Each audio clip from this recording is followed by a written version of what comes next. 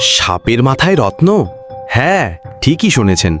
লোককথায় বলে কিছু সাপের মাথায় নাকি জন্মায় নাগমণি, যা এমন এক জাদুকরী রত্ন যা অন্ধকারে নিজে থেকে আলো দেয় আর যার শক্তিতে পাওয়া যায় অমরত্ব পর্যন্ত। কেউ বলে এই রত্ন নাকি শুধু রাজনাগের মাথায় তৈরি হয়, আর যে একবার দেখে সে আর কখনো ফিরতে পারে না। কিন্তু এবার শুনুন বাস্তবতা। বিজ্ঞান বলে এমন কোনো রত্ন কখনো কোনো সাপের শরীরে জন্মায় না।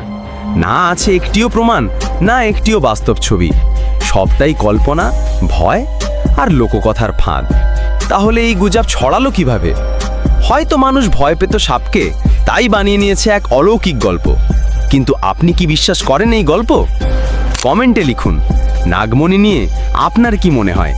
আর এমন রহস্য জানার জন্য সাবস্ক্রাইব করুন এপিক আর্থ বাংলা।